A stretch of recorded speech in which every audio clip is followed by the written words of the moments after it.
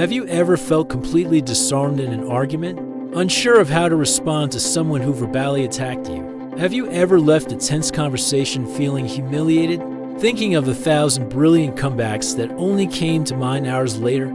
The difference between people who always come out on top and those who just swallow their words. Isn't intelligence or charisma as the arsenal of psychologically calibrated responses they bring to any conflict situation? There's an exact science behind how to disarm bullies, manipulators, and provocateurs using only strategic words. And 99% of people will never discover these secrets. The disturbing truth is that you're constantly being tested by people who want to put you down. And every time you don't respond appropriately, you're losing points in the invisible social hierarchy that governs all your relationships. From the coworker who makes passive-aggressive comments to the family member who always tries to belittle you in meetings, everyone is unconsciously measuring your ability to verbally defend yourself. And when you fail these tests, you're not just losing an argument, you're losing respect, credibility, and social power that can take years to regain. If you're tired of being the emotional doormat for aggressive people, if you want to discover how to turn any verbal attack into a graceful victory, or if you simply want to develop the unshakable confidence that comes from knowing you have a perfect response to any provocation, then prepare yourself for an arsenal that will completely change how you handle conflict. Because when you master these 5 neurologically proven responses, you'll never leave a conversation feeling defeated again. People will think twice before trying to attack you, and when they do, they'll discover they've chosen the wrong target. The question is, are you ready to become someone who always comes out on top, regardless of who's on the other side? Robert Cialdini, author of Influence, discovered something fascinating about power dynamics in conflict. Whoever loses emotional control first automatically loses the social battle. When someone raises their voice at you, they're unconsciously admitting they've lost all rational arguments and now rely solely on primitive intimidation. It's at that precise moment that you have a golden opportunity to completely turn the tables. The phrase, "if I yell back, who's going to be the idiot this time?" is surgically effective because it does 2 things simultaneously. It exposes the other person as ridiculous behavior and establishes you as the rational one in the situation. Amy Cuddy calls this social jujitsu. You use your opponent's strength against them. The irony here isn't just acidic humor. It's a psychological weapon that disintegrates the aggressive person's power position. What makes this response devastatingly effective is how it exploits a specific neurological vulnerability. Our primitive brains hate being publicly exposed for irrational behavior. Daniel Kahneman explains in Thinking, Fast and Slow that when someone is in System 1 emotional and impulsive, a clear observation of their behavior instantly forces them into System 2, rational and self-aware. It's like throwing cold water on an angry person. They immediately stop and see themselves from the outside. The person who was yelling suddenly realizes how ridiculous they look, and this creates a devastating internal embarrassment. Jordan Peterson calls this behavioral mirroring. When you point out the absurdity of the situation without stooping to their level, you automatically assume the role of the adult in the conversation while the other person plays the role of the child throwing them tantrum. The practical application of this technique requires 3 precise elements that amplify its impact.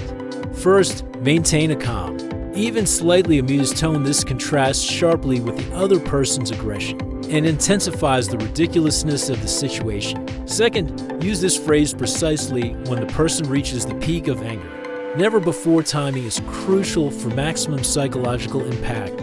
Third, after speaking, maintain direct eye contact for 2 to 3 seconds and then relax your posture. This demonstrates that you don't feel the least bit threatened by their emotional outbursts. Try this in an argument where someone starts to raise their voice. Notice how the dynamic changes instantly when you reveal the absurdity of the situation without losing your composure. But sometimes, the most powerful response doesn't involve words, it involves something even more disturbing to the person trying to intimidate you. UCLA psychologist Albert Mehrabian proved that 55% of human communication is body language, 38% is tone of voice, and only 7% is the words we use. This means that when someone is verbally attacking you and you respond with strategic silence, combined with direct eye contact, you are using 93% of communication in a devastatingly effective way. Forced silence of exactly 5 seconds creates what neuroscientists call a social vacuum. The aggressive person's brain panics because it has no feedback to process. It's like punching the air.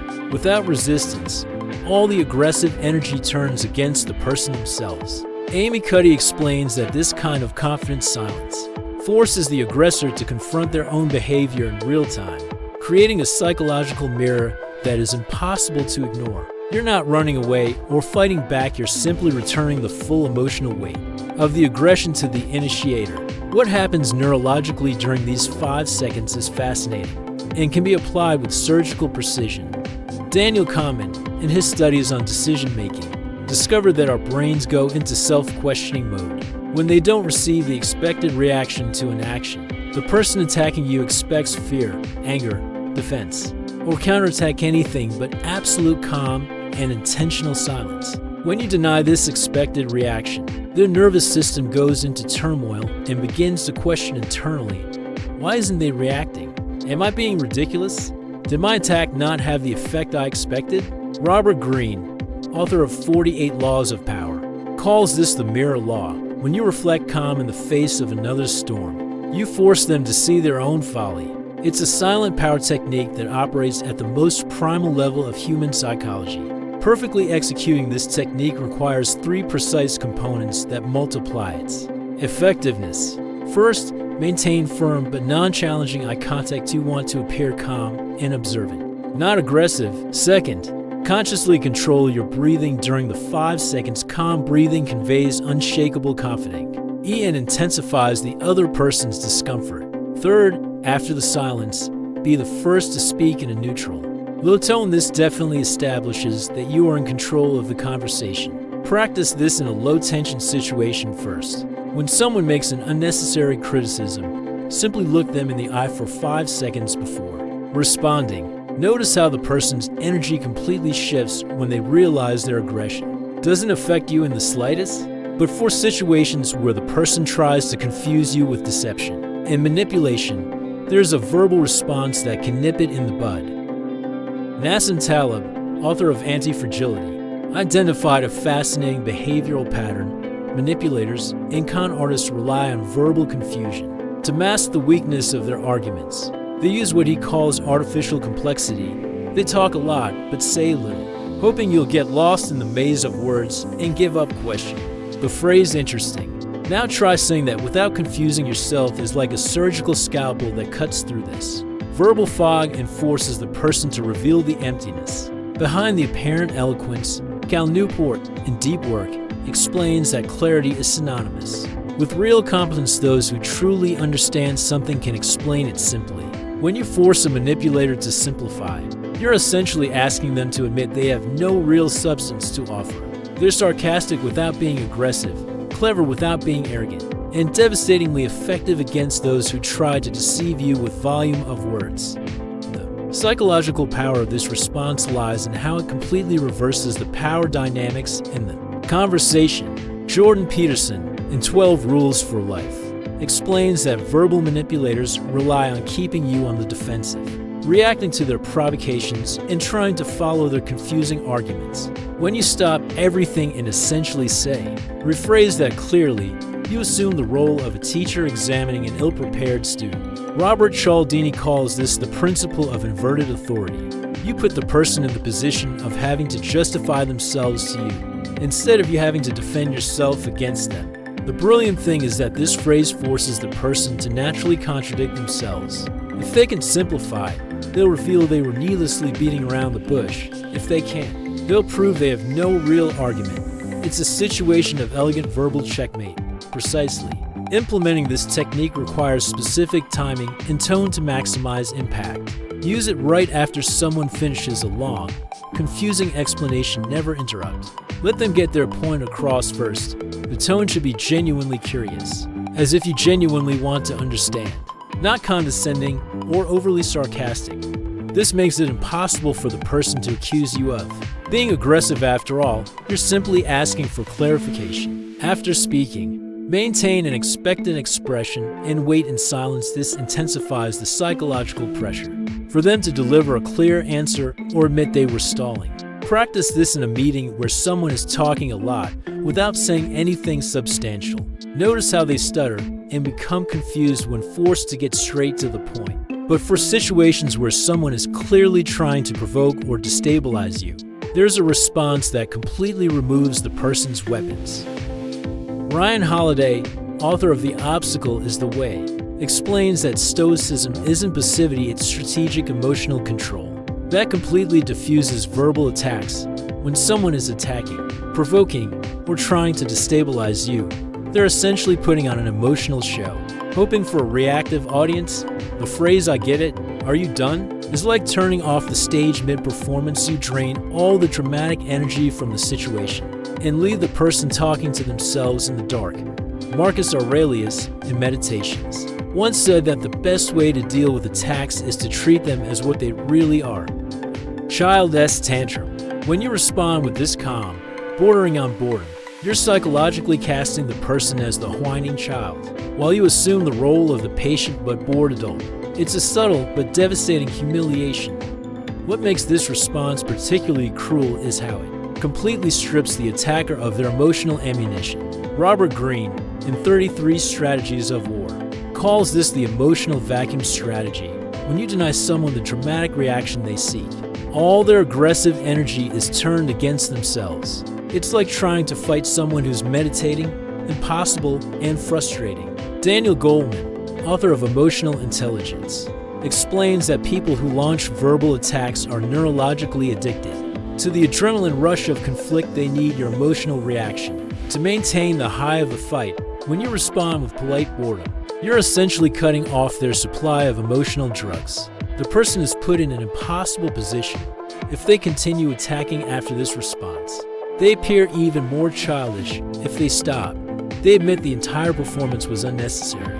Perfectly executing this technique requires 3 elements that dramatically amplify its psychological impact. First, use a genuinely bored tone, as if you were listening to a child complain about having to eat vegetables. This intensifies the humiliation without sounding aggressive. Second, after speaking, discreetly check your phone or look elsewhere for 2 to 3 seconds. This demonstrates that their attack doesn't even deserve your full attention. Third, if they try to continue, repeat the exact same phrase in the same tone. This creates a psychological loop that forces them to realize their own ridiculousness. Try this with someone who tends to create unnecessary drama. Observe how confused and directionless they become when they realize you're not playing their emotional game. But there's an even more elegant response that not only disarms the aggressor, but also gives you a triumphant exit. Sun Tzu, in The Art of War, taught that the greatest victory is the one won without fighting, and this quote is the perfect application of this principle in modern psychological warfare. Robert Cialdini explains that when you ironically agree with someone who is attacking you, you completely remove the basis for conflict while simultaneously asserting your superiority. You're right, this conversation isn't worth my time. This line is brilliant because you're technically giving the person the upper hand, so they can't complain that you're being aggressive. But everyone in the room understands perfectly well that you've just elegantly humiliated them. Nassim Taleb calls this an asymmetric victory. You win everything while the other person loses. Everything. But they have no way to counter without admitting they're truly not worth your time. It's the ultimate irony that seals any conversation with you as the moral victor. The devastating power of this response lies in how it completely inverts the social hierarchy of the situation. Jordan Peterson, in his analysis of hierarchical dominance, explains that when someone verbally attacks you, they are trying to lower you through aggression. But when you respond by ironically acknowledging that they have a point about not being worth your time, you are essentially saying, I agree that you are too insignificant to deserve my energy. It's a perfect social execution because you emerge from the conversation as the mature and rational person, while they are left looking small and desperate for attention. Amy Cuddy calls this verbal power posing. You demonstrate superior status through the ability to simply walk away from situations you consider beneath you, a Applying this technique requires perfect timing and a strategic physical exit to maximize the psychological impact. Use it only when you truly can leave the situation. Never bluff with this phrase. If you need to stay in the same room, the tone should be slightly weary, as if you've wasted precious energy on unnecessary conversation. After speaking, pause for 2 seconds to let the phrase land psychologically. Then turn and walk away confidently, not in a rush, but with determination. If the person tries to call you back or say something else, don't look back or respond. This would confirm that the conversation really wasn't worth your time. Practice this exit strategy in a low-tension situation first. Observe how impressed those around you are with your ability to maintain dignity while definitively ending a pointless conflict. It is the difference between running away from a fight and walking away from a situation you consider unworthy of your presence. You now possess a complete psychological arsenal that most people will never master. The devastating irony that exposes ridicule, the silence that generates self-doubt, the surgical cut that unmasks deception, the strategic boredom that disarms provocateurs, and the triumphant exit that declares your superiority. These aren't just answers, they're precision psychological weapons. Based on decades of research into human behavior, the crucial question is, will you practice these techniques until they become automatic? Or will you let this knowledge die in the drawer along with all the other insights you've had, but never applied? Be brutally honest. How many times have you left a conflict situation, hating yourself for not knowing what to say? How many nights have you spent going over in your head what you should have said to the person who humiliated you? How many opportunities to establish respect and authority have you wasted because you were psychologically disarmed?